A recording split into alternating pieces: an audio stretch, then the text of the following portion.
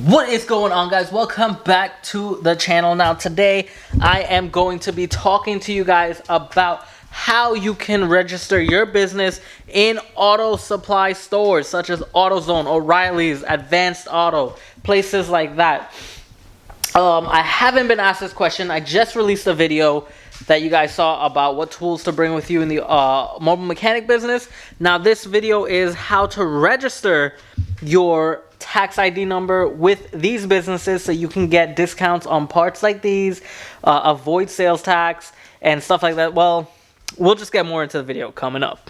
Guys, what's going on? It's your boy Ryan. For those of you who don't know me, my name is Ryan. It's Ryan. But for those of you who have been here for a while, thank you so much for joining like you always do. Appreciate the support, everyone. If you are not a subscriber, please consider subscribing to the channel and just hit a like button for this video, please, guys. It helps boost it up to the YouTube algorithm for me and allows me to do videos like these, plus buy things for the channel to help keep it alive.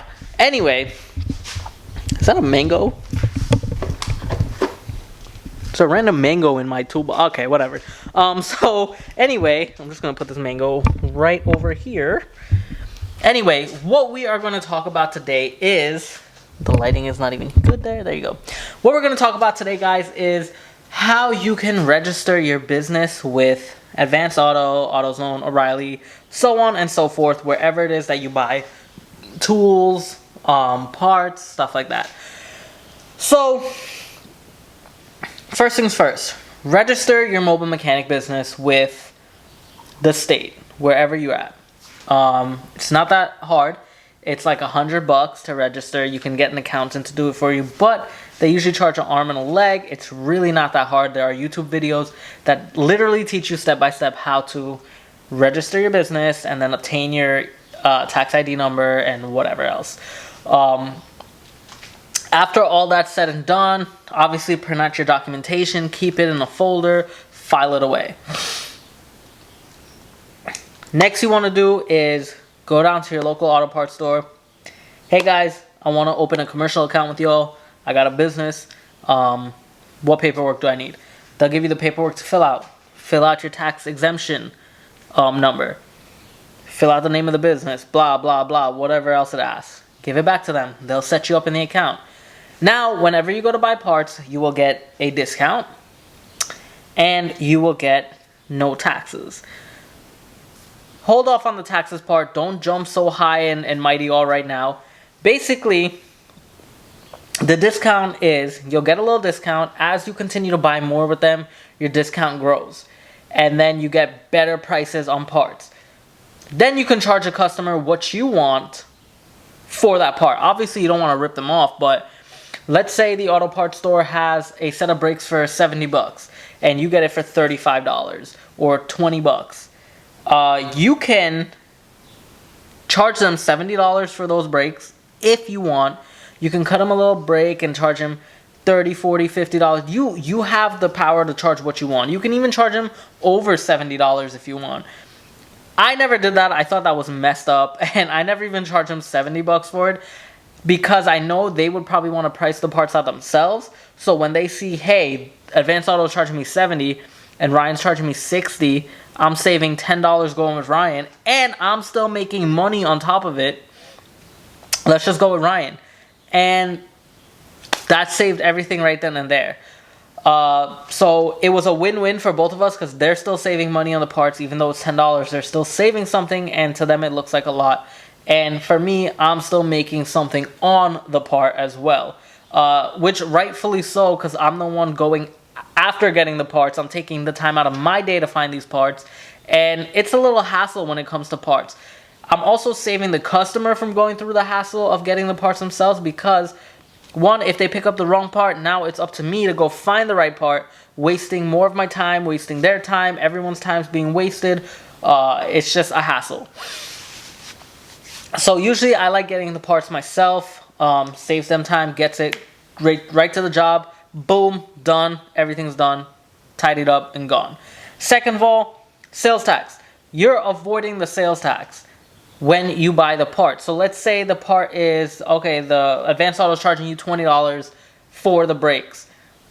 it's just going to be $20 flat. No tax, no nothing. Boom, you get it, $20, here you go, for me. You're going to hold that into your inventory.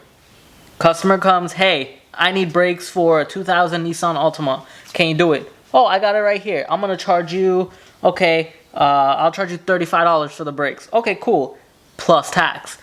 You're not the one paying the sales tax. The customer is. When the customer pays that sales tax, you actually have to put that money aside, because at the end of the quarter, which the quarter is every 3 months, 12 months in a year, 3, 6, 9, 12, you have to, 4 quarters in a year, for every quarter, you have to give all the sales tax that you acquired to the government. That's how it works. So you're not really avoiding taxes. You're just putting it off onto the customer who's going to buy that product later on, and then you give it off to the government. That's why it's very important when you're buying parts, you keep a record of it. You can open an Excel spreadsheet and do it if you're good at that. Get QuickBooks. I had QuickBooks. It was easy. It really worked out on stuff. That was my first business ever. It took a little learning experience. I figured things out. Now, obviously, I opened the second one, the channel, King Custom. So this is exciting. You know, I'm going to start doing things a little bit differently. Yeah, you just keep a really good record of everything. Make sure it identifies what's... The QuickBooks, I think, was the best because it helped you figure out your sales tax, what you owe the government, what profits you made, stuff like that. Also, open up a business banking. Do not mix your regular money with your business money. Everything will be all messed up. And you got to pay yourself first. So I went to a bank called Columbia Bank in Jersey. Free business bank account. Awesome. All the other bank accounts wanted to charge you a fee for having it, or you had to have X amount in the account. I just didn't want to go through all that. They had a free account. Took it. Did what I had to do. Gave me free business bank checks. I even ordered some from Walmart. Had my own logo, everything on it. It was sick. And all the money that I always made went straight into the business account.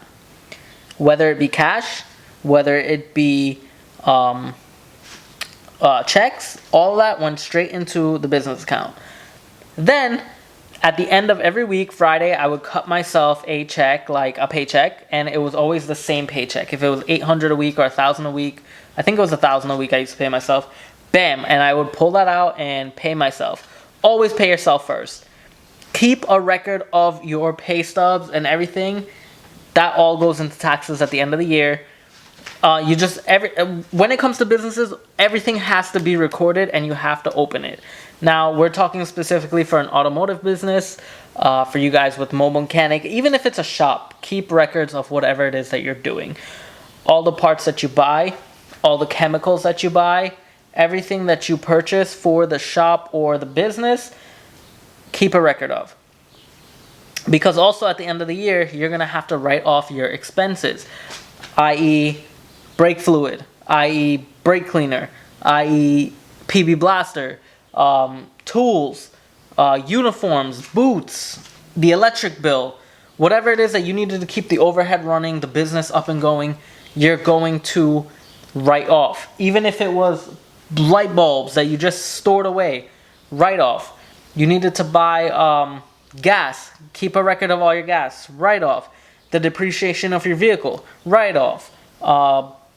If you bought a new vehicle, write off. All of that is going to be written off. Even when you started your business, keep the documentation of the fees that you paid, $100, write off. You can write all of that off.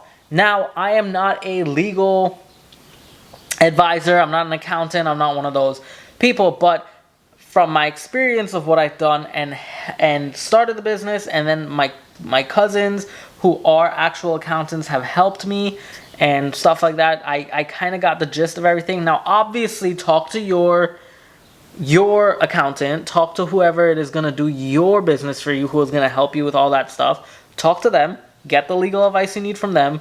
Whatever state you're in, I don't know if it's different in other states. This was in Jersey when I had this one. You're going to have to follow the rules of that state, whatever it is, and help. Businesses it's hard, but it's not hard at the same time. Like, once you get the hang of it, it's pretty easy. It's your way of life. that is all the financial parts of it. Basically, just keep your receipts for everything. Keep a well-documented recording of everything, and you shall be fine, guys. So I definitely hope and wish you all the best in who's opening up their mobile mechanic business or any other business or shop or whatever it is. This whole video can actually be applied to any business that you want to use. The example was just an auto shop or mobile mechanic business. But definitely, if you guys learned something from this, share the video with whoever you want to share it with. Also, hit the like button for the YouTube algorithm for your boy. It definitely helps me out in the long run. And if you are not a subscriber, please consider subscribing, guys. I will see y'all for the next one. Peace.